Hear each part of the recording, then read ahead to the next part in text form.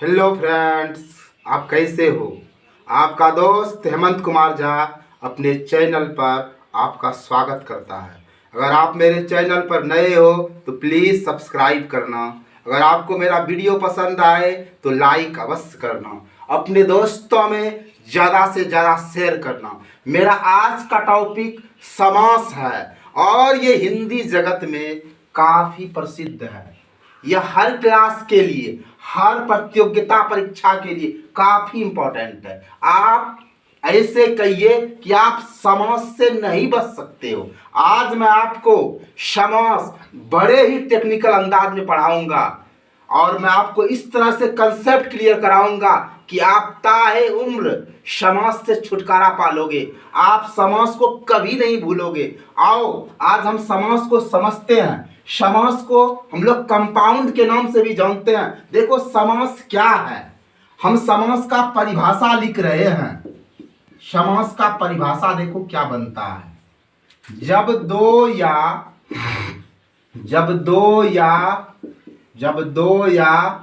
दो से अधिक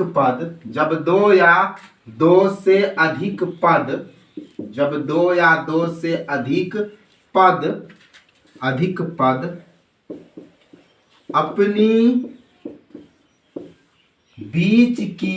अपने बीच की विभक्ति को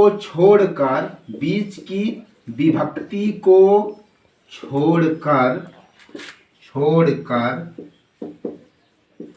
आपस में मिल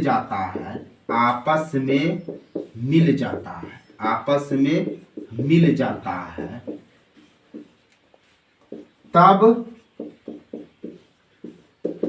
इसी मेल को समास कहते हैं। इसी मेल को हम समास कहते हैं। जरा सा ध्यान देना भाई कि जब दो या दो से अधिक पद अपने बीच की व्यक्ति को छोड़कर आपस में मिल जाता है तब इसी मेल को समास कहते हैं। देखिए हम आपके सामने एक एग्जाम्पल रख रहे हैं। दाल और भात, ध्यान से समझो भाई। हमारा एग्जाम्पल है दाल और भात। अब डिफिनेशन देखो, जब दो या दो से अधिक पद अपने बीच की विभक्ति को छोड़कर आपस में मिल जाता है तब इसी मेल को समास कहते हैं। तो देखो हमारे सामने दो पद है, एक पद दाल है और एक पद भात है, और यह जो और है ना, ये और विभक्ति है। विभक्ति का मतलब होता है बांटने वाला। जैसे देखो यह हमारा खेत है और हम ये बीच में मेड़ दे दिए, अड्डा दे दिए, तो यह क्या कर रहा है, इसको दो टुकड़ों में बांट रहा है। तो ये समझो इधर का खेत और इधर का खेत। अब देखो समास कहता है कि विभक्ति को छोड़ दो और आपस में मिला दो। जब दो या दो से अधिक पद अपने बीच की विभक्ति को छोड़कर आपस में मिल जाता है तो इसी मेल को समास कहते हैं। तो एक पद दाल हुआ, एक पद भात हुआ, ये और विभक्ति है, और समास के अनुसार हम ये विभक्ति को खत्म करेंगे तो ये दाल भात का क्या हो जाएगा, दाल भात। ये समास बना क्योंकि इसमें विभक्ति हम खत्म कर दिए। तो एक बार मैं पुनः कहूंगा कि जब दो या दो से अधिक पद अपने बीच की विभक्ति को छोड़कर आपस में मिल जाए तब इसी मेल को समास कहते हैं। जैसे हम एक एग्जांपल ले रहे हैं कि लोटा और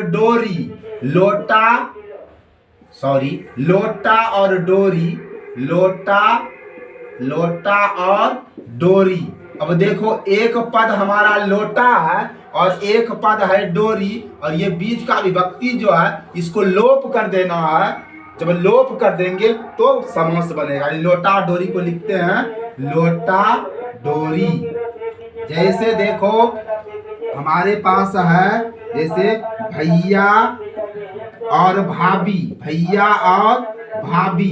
तो देखो एक पद हमारा क्या है, भैया है, और एक पद भाभी है, और ये बीच में जो और है ये विभक्ति है। इस विभक्ति को हम खत्म करेंगे तो क्या हो जाएगा, भैया भाभी।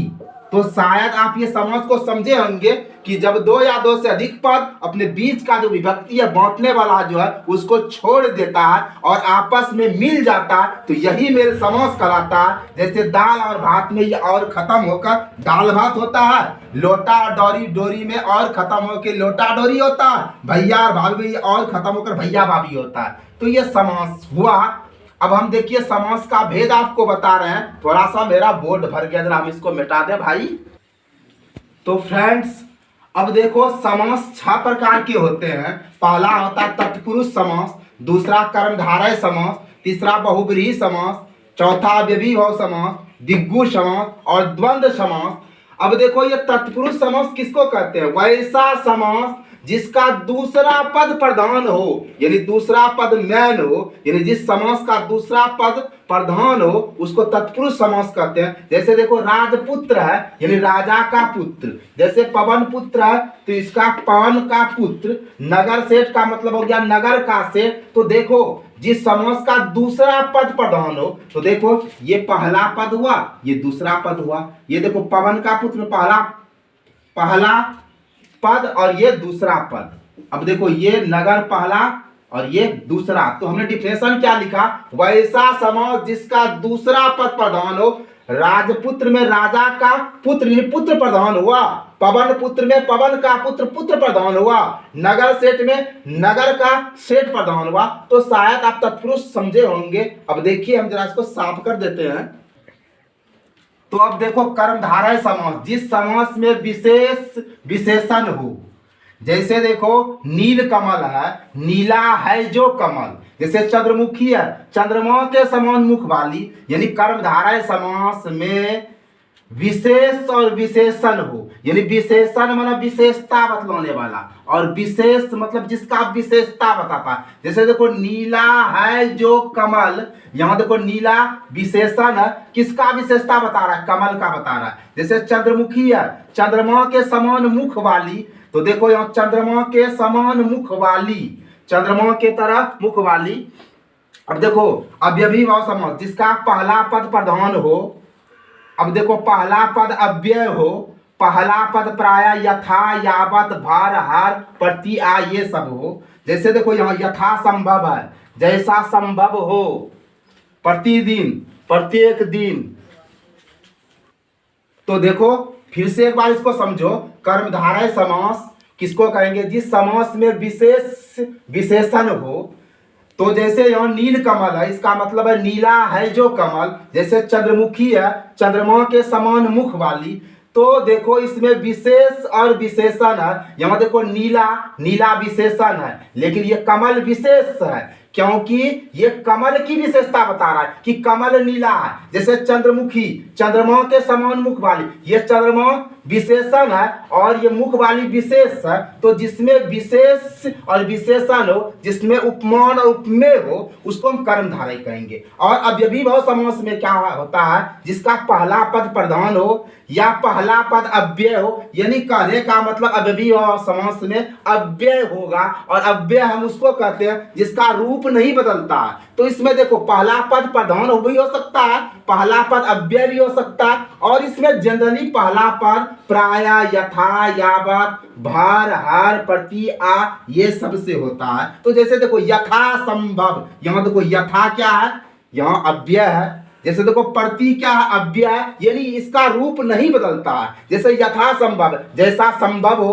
प्रतिदिन प्रत्येक दिन। तो अव्ययीभाव समास में पहला पद प्रधान होता है या पहला पद अव्यय हो या पहला पद जो है ये प्राय यथा यावत भार हार प्रति आ रहे, ये अव्यय है। तो एक्चुअली अव्ययीभाव समास में अव्यय रहता है। तो देखो हम जरा इसको साफ कर देते हैं। अब देखो बहुब्रीहि समास, जिसमें कोई पद प्रधान न हो बल्कि ये विशेष अर्थ बताए। बहुब्रीहि समास में न पहला प्रधान न दूसरा प्रधान, बल्कि ये विशेष अर्थ बताए। जैसे दशानन, दशानन में कोई न दशा प्रधान न नन प्रधान, यानी 10 है आनंद जिसके, अर्थात रावण एक विशेष अर्थ निकालता है। जैसे देखो शैलपुत्री, शैल की है पुत्री जो, इसमें कोई प्रधान नहीं, एक विशेष अर्थ निकाल रहा है पार्वती। तो आप बहुब्रीहि समास को समझ गए होंगे जिसमें कोई पद प्रधान नहीं हो, कोई पद मैन नहीं हो, बल्कि एक विशेष अर्थ पैदा करता है। जैसे लंबोदर, लंबा है जिसका उदर, कोई प्रधान नहीं, विशेष अर्थ गणेश। अब जैसे देखो द्विगु समास है, द्विगु समास का पहला पद संख्यावाचक होता है। जैसे त्रिलोक, देखो पहला पद त्रि संख्यावाचक है, तीन लोगों का समूह। जैसे चौराहा, चार राहों का समाहार, चार राह को मिलने से चौराहा बनता, तो देखो इसका पहला पद क्या, संख्यावाचक। जैसे त्रिभुज, तो त्रि पहला पद संख्यावाचक है। जैसे पंचवटी, तो पंच पहला पद। अब जैसे देखो त्रिभुवन, तो त्रि, तो कहने का मतलब जैसे मान लो कि पंचवटी है, पंचवटी, तो देखो पहला पद देखो पंच संख्या है, तो द्विगु समास जिसका पहला पद संख्यावाचक हो। अब देखो ये द्वंद्व समास है, इसका दोनों पद प्रधान होता है। अब देखो जैसे माता पिता, माता और पिता, इसका माता भी मैन है और पिता भी है। अब देखो इसमें द्वंद्व समास में ये पद और ये पद अपोजिट रहना चाहिए, सेम नहीं होना चाहिए। जैसे हम माता माता रहेगा तो उसको द्वंद्व नहीं कहेंगे, ये अपोजिट रहना चाहिए। जैसे देखो गेहूं और गुलाब, जैसे गेहूं गुलाब है, गेहूं गुलाब है, गेहूं, गेहूं और गुलाब है, गेहूं और गुलाब है, तो देखो गेहूं और गुलाब ये दोनों अपोजिट है, तो इसमें गेहूं भी प्रधान है, गुलाब भी प्रधान है, तो क्या हो जाएगा गेहूं और गुलाब, गेहूं और गुलाब। तो द्वंद्व समास में दोनों पद प्रधान रहता है। जैसे देखो मित्र, मित्र और शत्रु, मित्र और शत्रु, तो देखो इसमें मित्र भी प्रधान है, शत्रु भी प्रधान है, तो ये मित्र और शत्रु, मित्र और शत्रु।